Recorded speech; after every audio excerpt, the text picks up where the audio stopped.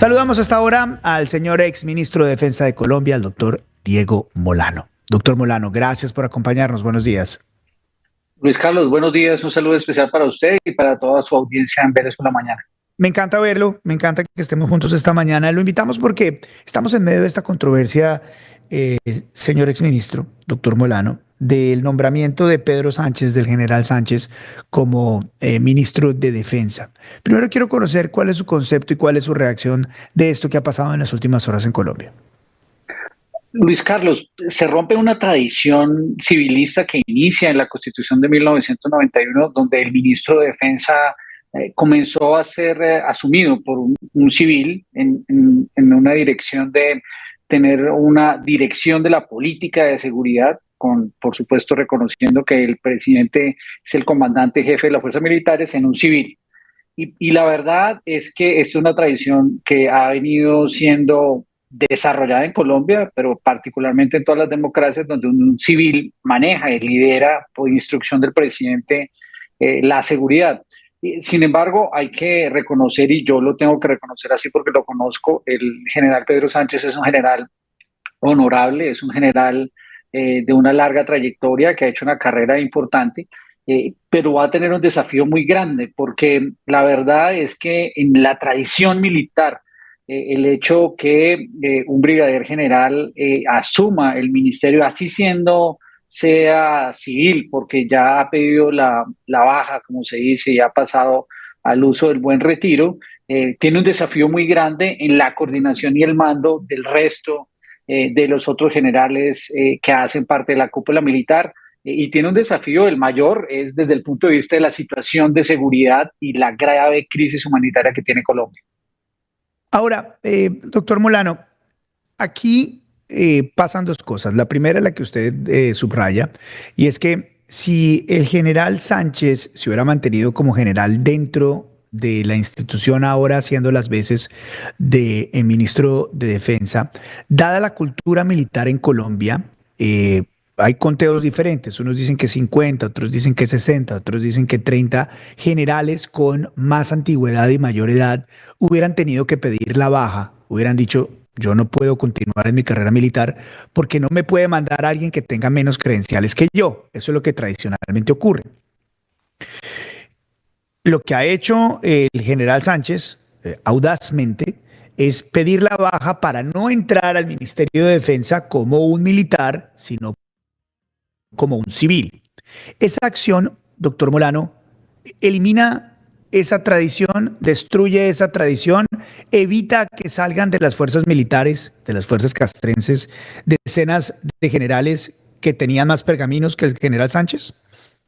Sí, había un grupo de aproximadamente 23 generales, eran las cuentas que yo tenía, que de las diferentes fuerzas, Armada, Fuerza Aérea y Ejército, e inclusive de policía, tuvieran que haber salido no por otra cosa, sino por dignidad, por línea de mando, por antigüedad y por supuesto con un ejercicio muy importante de trabajo que ellos hoy formaron generales de toma de la República a 36 años de formación, de mando, de control. Y esto es un desafío, hoy lo asume como civil, sin embargo el desafío es mayúsculo, porque de todas maneras en esa tradición, a pesar de que estar en la civil fuera diferente, pues tiene una tradición que ha sido reconocida y que existe, digamos, en la misma cultura y estructura militar y castrense en Colombia. Pero el mayor desafío definitivamente, Luis Carlos, es la situación que tiene hoy Colombia, donde tiene que haber un compromiso por parte del presidente y del gobierno con la seguridad y con el fortalecimiento de las fuerzas militares y de la policía para poder combatir las estructuras criminales que hoy se han tomado el poder y el manejo y las operaciones que están afectando hoy a miles de colombianos. Es que hoy estamos en la peor crisis humanitaria de los últimos 30 años. Sí. Doctor Molano, ¿es automático el hecho de que el general Sánchez se quite el uniforme y ahora se ponga el Everfit y pase de una condición a otra? ¿Es automático o esto toma tiempo? ¿Algún tipo de transición se tiene que llevar de un lugar de las fuerzas militares, de un generalato de las fuerzas militares, a ser parte de la vida civil?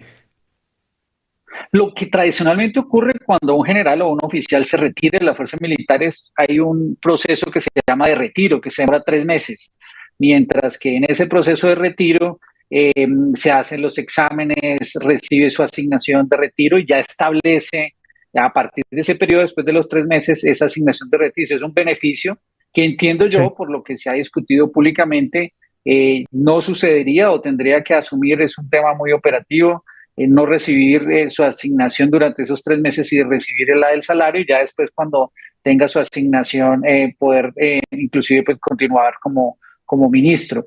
Pero Mm. es un tema mucho más operativo, logístico, de temas de recursos humanos al interior del ministerio y de las fuerzas.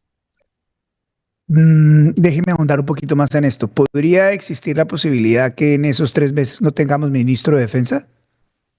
Lo que entiendo yo es que lo han surtido es porque tendría que tomar una decisión de no tomar ese beneficio de la asignación de retiro durante esos 3 meses y asumir directamente como ministro y no tendría ningún problema. Mm. Em, ¿Era el general Sánchez la mejor opción para el país en este momento? Y no lo digo para desprestigiar al general Sánchez, ni mucho menos, sino que solamente hay dos hechos cumplidos grandes del general Sánchez en los últimos años importantes para él, para el país y sobre todo para el presidente, que los destaca en su nombramiento. El primero es haber hecho parte del equipo que lideró y que encontró a los niños perdidos en el Amazonas, algo muy mediático, pero difícilmente operativo en términos militares y difícilmente operativo teniendo en cuenta las dificultades que tenemos en Colombia. Número dos, haber hecho parte del equipo de seguridad del presidente Gustavo Petro y haberse convertido en una persona de confianza del mandatario.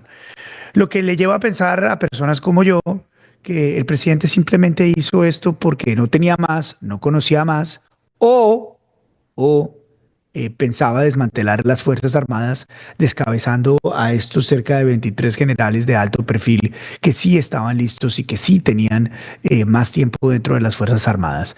¿Cómo lo ve usted? Hoy lo que es importante es ser institucional y yo creo que pues hay una tradición en donde la formación de un general que pase de brigadier general a mayor general, a general de los soles que corresponda, pues refleja una tradición de mando, de formación, de conocimiento, de uso, de manejo de la inteligencia.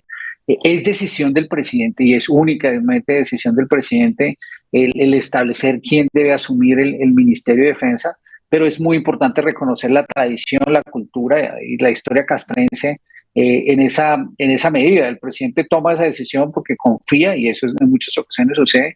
Aquí lo importante es el desafío que enfrenta el ministro y la fuerza militares frente a una situación de seguridad compleja, en donde tiene que tener cohesión de su cúpula, tiene que tener cohesión de las fuerzas en torno a unas políticas de seguridad que le garanticen al país retomar las condiciones de tranquilidad o de retomar el control de ciertos territorios como el Catatumbo. Hoy el presidente considera que el general Sánchez puede abordar esa tarea. Él tiene un desafío enorme de lograr cohesionar las fuerzas, pero sobre todo de garantizar que el gobierno le entregue los recursos suficientes, la confianza suficiente para cumplir con esa tarea. Porque el problema no es solo que el ministro esté, sino que la fuerza responda, que la fuerza tenga las capacidades, que tenga los recursos. Es que una disminución de presupuesto en el primer año de 800.000 millones de pesos y este año de 700.000 ya se están evidenciando en que no hay carros, que no hay aviones, que no hay horas de vuelo y pues además necesita tener cohesionado frente a ese nuevo liderazgo a las fuerzas para poder actuar con ese propósito y especialmente que haya una directriz concreta de respaldo a esas operaciones de las fuerzas militares y de la policía que tiene que tener el ministro.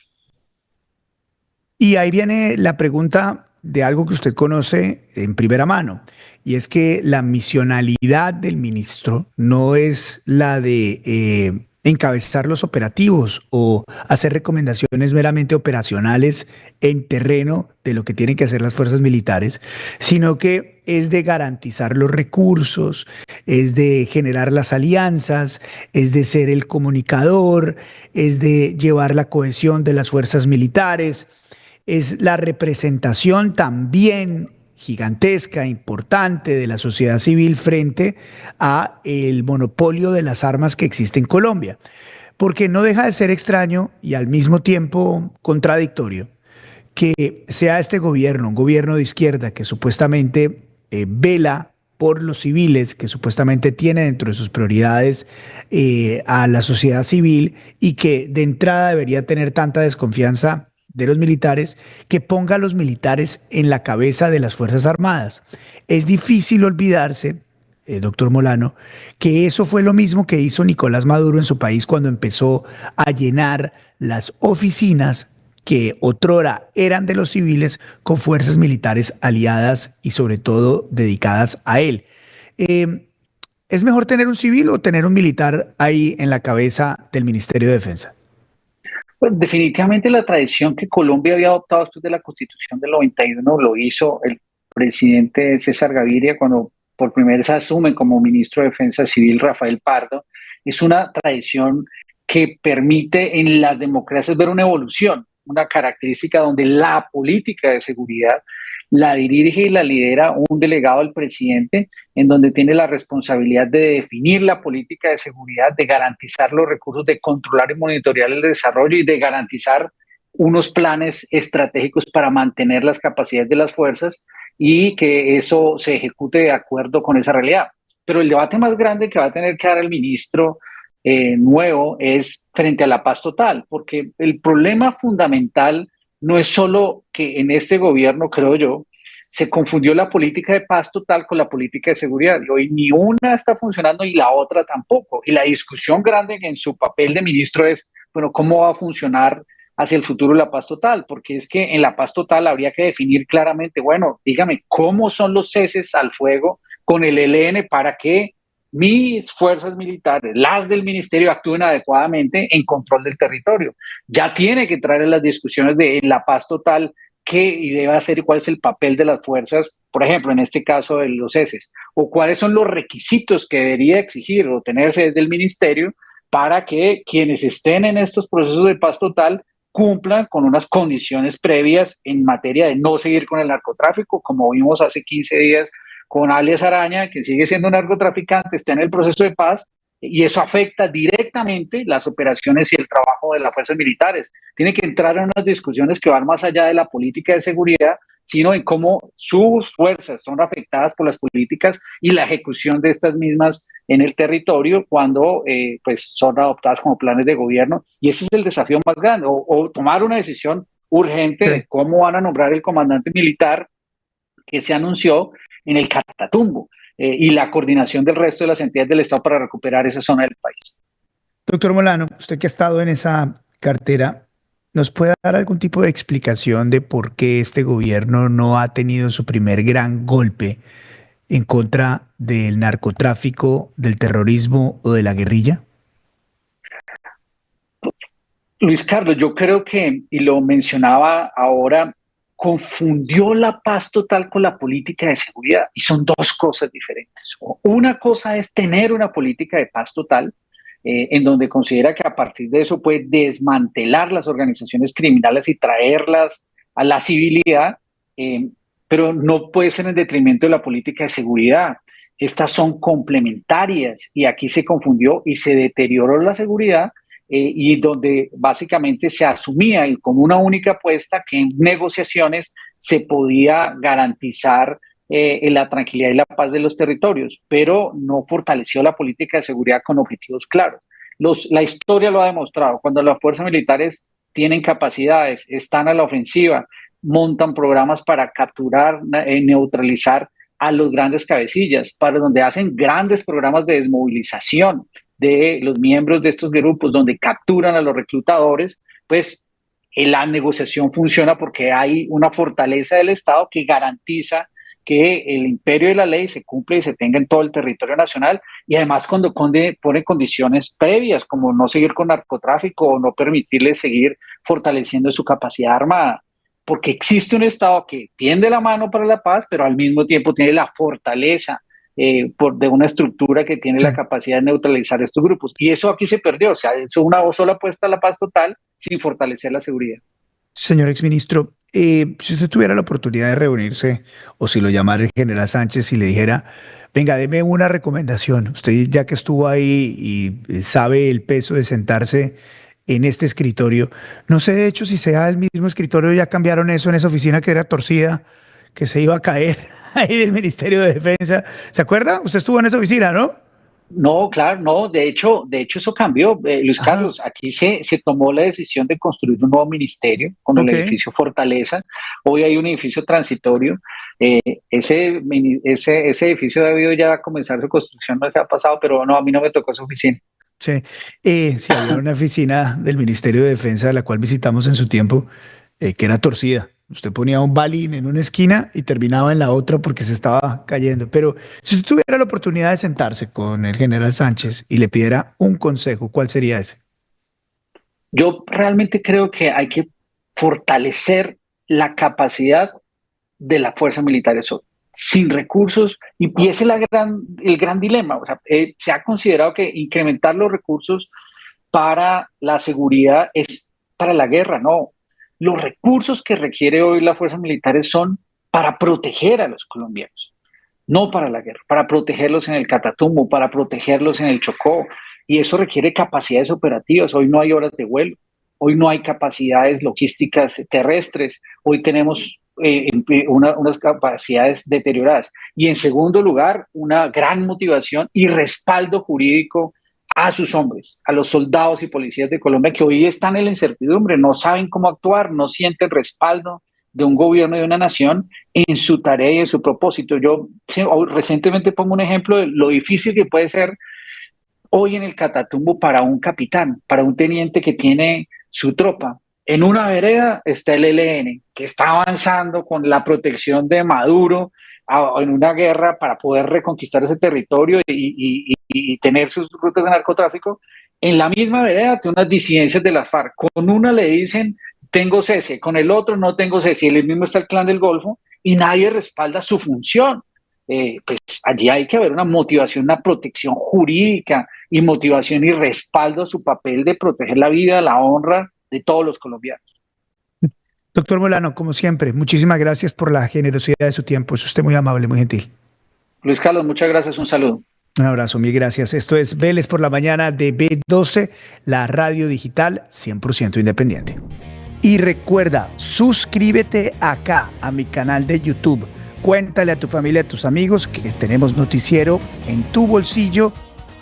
Vélez por la mañana a las 7 de la mañana. Suscríbete.